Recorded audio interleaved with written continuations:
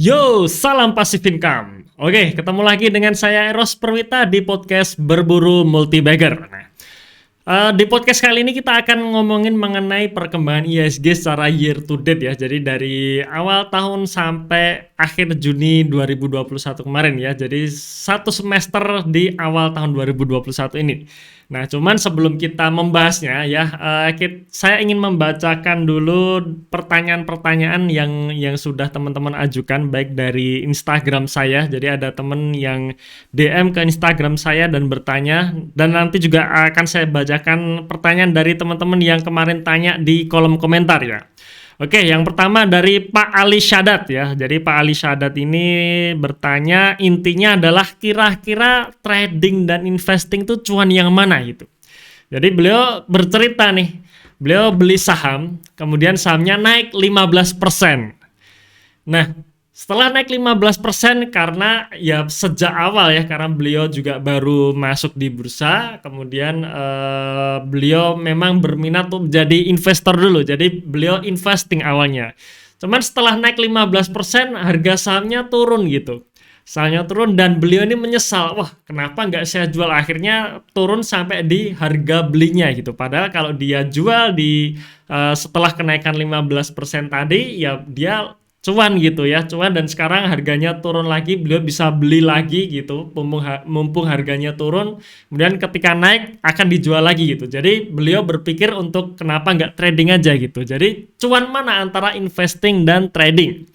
Nah, jawaban saya seperti ini. Sebenarnya bukan masalah cuannya teman-teman ya, tapi masalah waktunya. Ya, artinya waktu yang Anda luangkan untuk memantau market. Nah, punya nggak waktu? Ya, punya nggak waktu untuk memantau market setiap hari? Punya nggak waktu untuk memantau sentimen setiap saat gitu?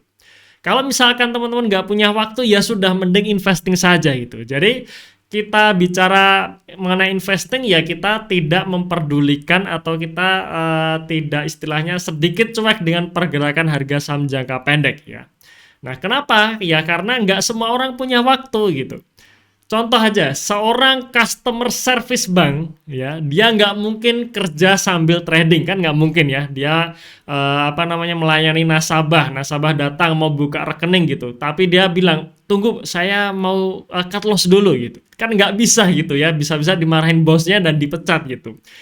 Tapi apakah dengan dia tidak bisa atau tidak punya waktu untuk memantau market, dia tidak bisa membeli saham atau tidak bisa berinvestasi di saham? Ya jawabannya sangat bisa, yaitu dengan cara investing. Ya, maka satu-satunya cara ya investing gitu, menggunakan metode value investing gitu. Nah, berbeda kalau trading, ya trading artinya Anda harus meluangkan waktu memantau market setiap saat. Kalau Anda punya waktu untuk memantau market setiap saat, ya trading nggak apa-apa, silahkan saja gitu. Cuman di sini ada risk and reward-nya. Kalau misalkan Anda trading, berarti Anda sudah mau masuk di market, mau mengamati pergerakan market setiap saat, berarti target cuannya ya harus lebih besar dari mereka yang investing, lebih besar dari saya yang melakukan investing gitu. Acuan kinerja saya hanyalah dari IHSG ya, dari indeks ya, indeks yang biasa kita gunakan ya IHSG. Selama kinerja portofolio saya bisa mengalahkan IHSG, menurut saya ya itu sudah bagus gitu. Ya sudah bagus. Nah, berbeda kalau Anda yang trading, maka acuan Anda ya bukan hanya sekedar mengalahkan IHSG gitu. Tapi ya harus 5 kali atau 10 kali dari IHSG. Nah, itu baru the real trader gitu, teman-teman ya. Karena ya balik lagi ke risk and reward. Risk artinya di sini Anda sudah capek-capek meluangkan waktu memantau market setiap hari. Masa cuannya cuman gitu-gitu aja? Kan harusnya nggak seperti itu gitu kan. Ya harusnya cuannya lebih gede gitu. Ya, apalagi Anda yang sudah trading, sudah ikut pusing-pusing di market, tapi ternyata hasilnya masih di bawah dari indeks gitu. Ya menurut saya kalau seperti itu ya ngapain trading gitu kan, jadi buang-buang waktu gitu.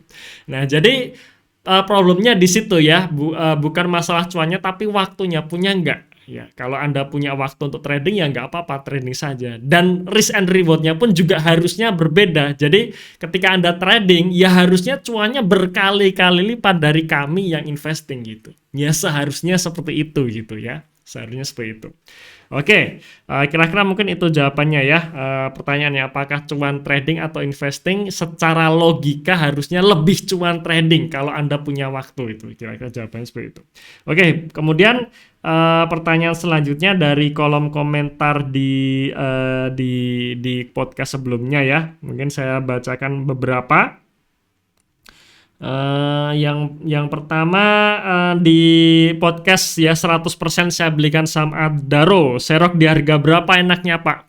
Menurut saya, pandangan saya ya, tidak ada rekomendasi beli ataupun jual. Pandangan saya di bawah 1.300 itu murah gitu ya.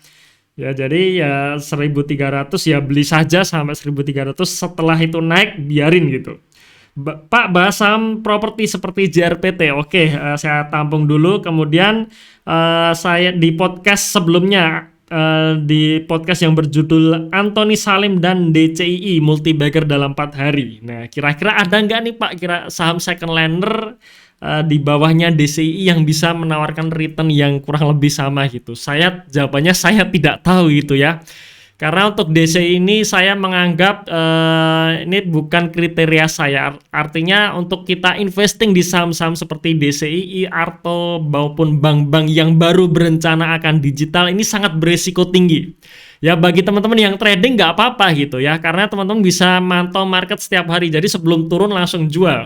Tapi bagi kita yang investing sangat tidak disarankan. Ya, kenapa? Karena kenaikan yang signifikan tidak didukung dengan fundamental, itu juga jatuhnya juga akan banter gitu ya, akan kenceng ya. Kalau kita nggak punya waktu buat mantau market setiap hari ya, kita nggak tahu tiba-tiba sahamnya turun gitu ya.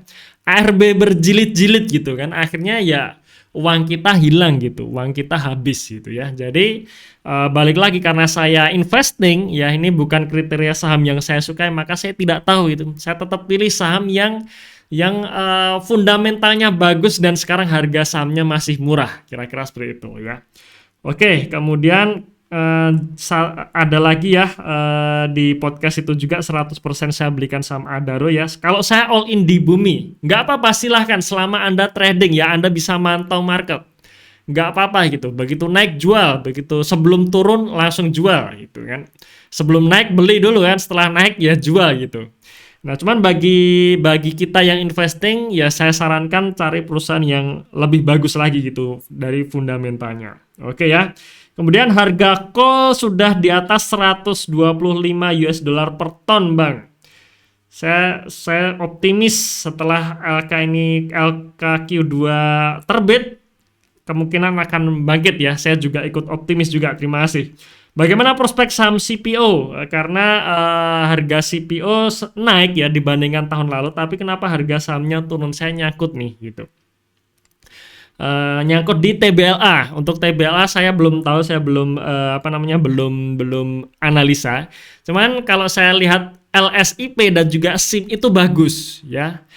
Untuk investing paling tidak jangka sampai akhir tahun 2021 ini, saya optimis harga saham LSIP dan juga SIM naik gitu ya, karena memang kinerjanya bagus. Ya, kinerja bagus itu yang nggak langsung naik hari ini kalau kita bicara investing ya, nanti bertahap naiknya. Tinggal apakah di kuartal 2, kuartal 3, kuartal 4 itu tetap kenaikannya bisa bertahan. Nah, maka di situ harga sahamnya nanti di sela-sela waktu itu akan naik bertahap gitu ya. Oke, jadi untuk CPO tetap saya merasa prospeknya juga masih bagus ya. Cuman untuk saham-saham tertentu, misalkan TBLA, karena saya belum analisa, saya belum cek laporan keuangannya, jadi saya belum tahu. Tapi untuk LSIP dan SIM, saya optimis akan naik di tahun 2021 ini ya. Kira-kira sampai akhir tahun nanti lah, insya Allah ya. Ya, optimis beda dengan jaminan ya pastinya ya. Oke. Sekarang kita sedikit nih cerita mengenai IHSG. Jadi IHSG tahun 2021 ini menurut saya IHSG yang aneh gitu ya. Teman-teman kalau memperhatikan indeks yang lain, katakanlah indeks LQ45 lah ya. Jadi kalau kita bicara indeks kan yang sering dipakai adalah indeks harga saham gabungan itu sendiri dan juga LQ45 yang biasanya dijadikan patokan para fund manager besar gitu kan. Nah, dan biasanya dua indeks ini harga selisihnya itu nggak jauh berbeda, paling cuma 2%, 3% saja ya. Tetapi di posisi sekarang Juni 2021 ini selisihnya ini sangat besar gitu. Ya, di mana indeks LQ45 secara year to date di semester 1 2021 ini turun 10%. Sedangkan IHSG itu naik 0,1%, ya kurang lebih sama lah dibandingkan posisi akhir tahun 2020 kemarin. Nah, selisihnya 10% teman-teman. Nah, ini fenomena yang sangat aneh sekali ya, sangat aneh sekali, dan ini menurut saya sudah nggak normal lagi. Nah, setelah kita cek ternyata di IHSG sendiri ada 3 pemain baru yang tiba-tiba menjadi 10 saham dengan market cap terbesar ya. Saya yakin teman-teman juga pasti tahu. Yang pertama adalah Arto ya, Bank Jago. Yang kedua DCII ya. Yang ketiga MTEK. Nah, 3 saham ini di tahun 2020 kemarin tidak masuk dalam 10 saham dengan market cap terbesar, dan sekarang tahun 2021 ini masuk. Ya, ini yang menyebabkan IHSG masih tertahan di atas ya. Ini adalah 3 saham digital ya, 3 saham digital diikuti dengan saham-saham digital yang lain yang entah itu sebenarnya digital beneran atau tidak, atau baru berencana digital tapi harga sahamnya sudah naik berlipat-lipat. Nah, itulah yang menahan IHSG gitu. Jadi indeks LQ45 turun 10%, tetapi IHSG sendiri nggak turun karena ditopang oleh saham-saham digital yang digital dadakan ini gitu. Jadi saya pastikan teman-teman yang tidak pegang saham digital saat ini itu pasti kinerja portofolionya anjlok ya, pasti itu. Ya, dan nggak perlu khawatir teman-teman sekalian, temennya banyak gitu ya, temennya banyak ya. Indeks LQ45 sejak dulu sebenarnya salah satu saham-saham yang berisi 45 saham yang paling liquid di bursa, dan diantaranya itu adalah penggerak IHSG. Nah, cuman 3 saham ini kan, MTEK, DCI, dan juga Arto, ini nggak masuk dalam LQ45 gitu ya, nggak liquid, apalagi DCI ya. DCI ini juga sedikit aneh gitu. 10 saham masuk dalam 10 saham dengan market cap terbesar tapi disuspend BII gitu kan. Ini nggak masuk akal lagi gitu ya. Entah apa yang terjadi di bursa saat ini, tapi ini memang nggak masuk akal lagi. Ya, nah, mulailah di sini kita sudah jelas ya, indeksnya sudah mulai aneh gitu, dan di sini mulai muncul muncul isu-isu baru di mana sekarang fundamental sudah nggak diperlukan lagi, teknikal juga sudah omong kosong lagi. Intinya adalah ya saham ini tiba-tiba naik sendiri, walaupun sahamnya busuk gitu, naik sendiri gitu. Nah, sebenarnya teman-teman sekalian ya, kita bicara mengenai bubble, saham bubble ya, saham yang sebenarnya naik tanpa didukung fundamental. Ini kan kita sebut sebagai saham bubble, atau naiknya sudah ketinggian sangat tinggi di bawah fundamental yang semestinya gitu. Nah, fenomena seperti ini sebenarnya dari dulu itu sudah ada gitu, bukan hanya tahun ini saja itu. Dari dulu sudah ada. Ya. Saya pertama kali masuk bursa tahun 2011 ya, di mana saat itu sedang booming-boomingnya The Seven Brothers ya. Pasti kalau teman-teman pemain lama pasti tahu tuh yang namanya Bumi Resources dan kawan-kawan, itu adalah saham yang populer saat itu. Sampai kalau kita gak pegang saham Bumi itu rasanya ini bukan orang bursa gitu ya, ketinggalan zaman gitu. Ya, cuman memang dulu ini Bumi dan kawan-kawan ini gak masuk dalam indeks gitu ya, nggak masuk IHSG, tapi fenomenanya dari dulu ada gitu, dari dulu ada the Seven Brothers gitu kan. Habis itu ya paling gampang, yang paling masih diingat sekarang ya tahun 2020 kemarin ya, zamannya vaksinasi ya. Jadi vaksinnya belum, tapi saham-saham yang ada kaitannya dengan vaksin sudah naik gitu. Naiknya juga berlebihan, seperti INAF dan KHF ya, teman-teman pasti inget tuh. INAF dan KHF itu adalah saham yang dulu juga sangat populer gitu. Orang nggak pegang saham INAF dan KHF ini nggak cuan gitu kan, nggak cuan ya, ketinggalan zaman ya, cuannya cuman dikit-dikit gitu kan. Tapi kalau kita pegang 2 saham ini kayaknya ada jaminan cuan. Akhirnya sampai nih mentok, dan begitu hari pertama vaksin tiba-tiba ARB berjilid-jilid gitu ya. kok bisa gitu kan. Nah, itulah yang namanya saham bubble seperti itu. Sampai viral di mana-mana ya, ada ibu-ibu yang dia pakai uang arisan untuk beli saham INAF dan KF, ada mahasiswa yang rencana mau bayar kuliahnya tapi belum saatnya bayar, akhirnya dibelikan saham INAF dan KF dengan harapan paling tidak dapat cuan 5-10%, tapi ternyata zong gitu kan. Nah, itulah fenomena-fenomena seperti itu yang terjadi gitu kemarin ya, tahun 2020 kemarin. Kemudian dilanjutkan lagi dengan story saham ramah energi, saham nikel, di mana saham Antam, saham favoritnya para milenial, saham sejuta umat. Ya, tahun 2020 akhir kemarin sampai awal 2021 kemarin, dimana kalau orang-orang nggak pegang saham Antam ya kayaknya ketinggalan zaman gitu ya, nggak update gitu. Nah, sekarang saham baru nih Arto ya, dan juga saham bank digital lainnya yang padahal baru berencana untuk digital gitu. Saham yang sudah the real digital malah justru turun gitu. Saham yang baru berencana akan go digital malah justru naik. Nah, ini fenomena yang terjadi yang baru ini gitu. Nah, tetapi saham digital ini sayangnya di tahun ini masuk ke dalam indeks itu, masuk dalam 10 saham dengan market cap terbesar di Indonesia. Nah, ini di sini saya jadi sedikit deg-degan juga gitu ya, sedikit sedikit ya deg-degan juga intinya gitu. Ya, ngeri-ngeri sedap juga gitu. Ini kira-kira apa yang terjadi kalau fenomena digitalnya hilang gitu. Ya, fenomena digital hilang, saham-saham yang tadinya mau digital akhirnya pada turun semua, ARB berjilid-jilid. Nah, apa yang terjadi dengan IHSG kita? Jangan-jangan ketika saham-saham yang normal ini mulai naik dan saham-saham digital itu fenomenanya hilang, akhirnya IHSG juga nggak terkerek naik gitu, karena terbebani oleh saham-saham ini gitu, digital dadakan ini. Takutnya sih seperti itu gitu ya. Nah, takutnya seperti itu. Nah, jadi ya menurut saya kita harus jadi lebih berhati-hati gitu. Ya, lebih berhati-hati. Jangan hanya asal sekarang zamannya berubah gitu. Ya, dari dulu berubah gitu ya. Dari dulu fenomena itu berubah terus ya.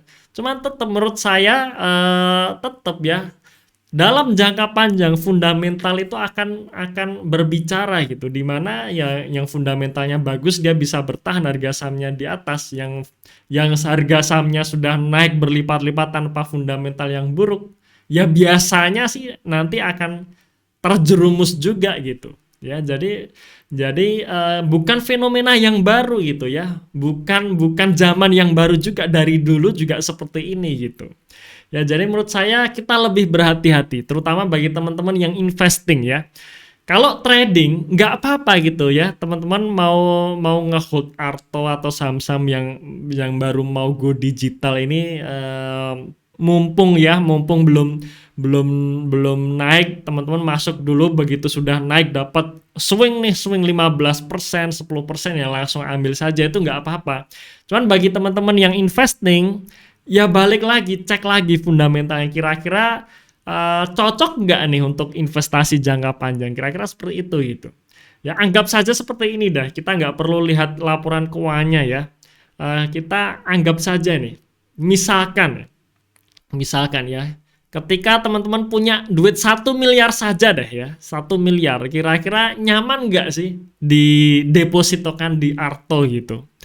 Ya, atau teman-teman masih nyaman didepositkan di BNI gitu ya, Bank BNI, BBNI, padahal market cap BBNI itu di bawah 100 triliun sekarang. Ya, disalip oleh Bank Arto ini yang market capnya sudah di atas 100 triliun gitu. Ya, nah coba hal seperti itu saja gitu. Mantap nggak kita punya duit, satu-satunya duit kita masukkan ke bank digital baru ini gitu.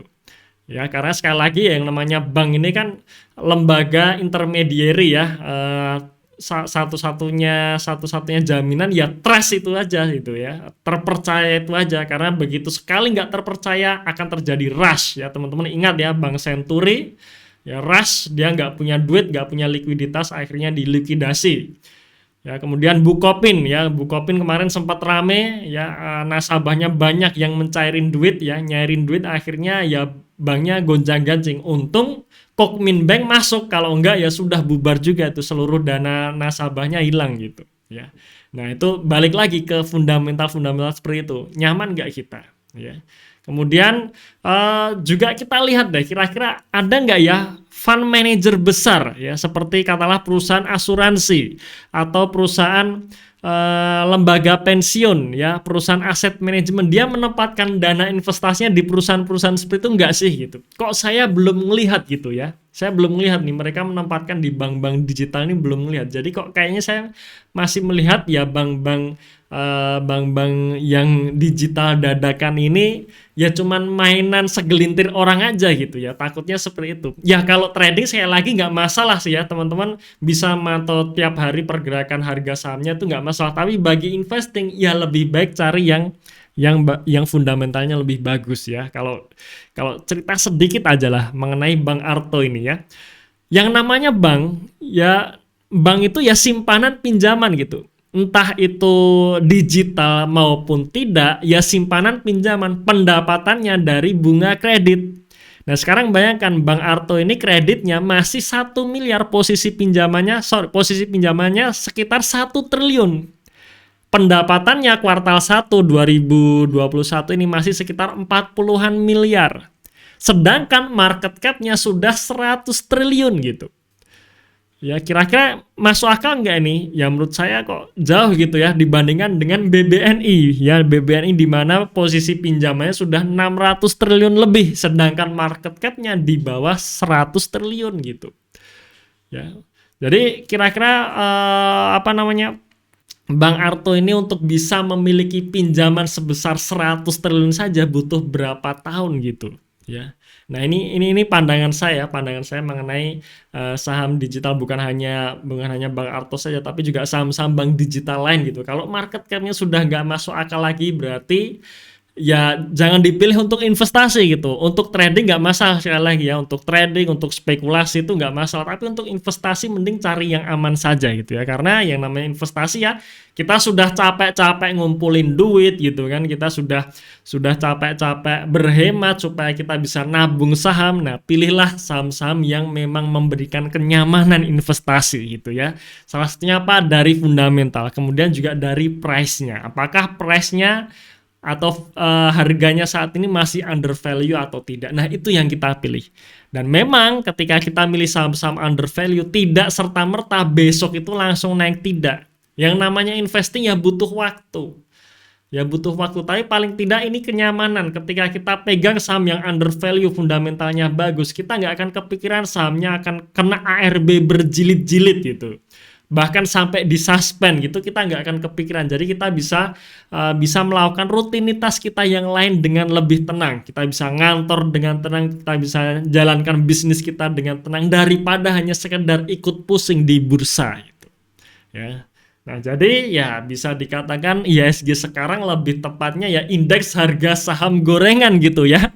Indeks harga saham gorengan, di mana indeks-indeks lain terutama LQ45 turun 10%, bisa-bisanya IHSG ini justru naik gitu ya, naik 0,1%.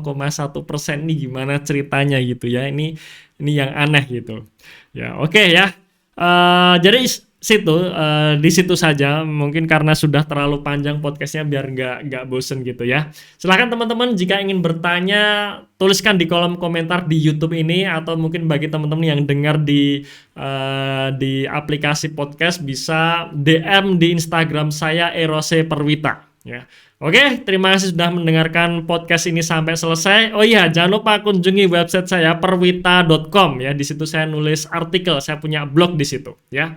Oke, terima kasih dan salam passive income.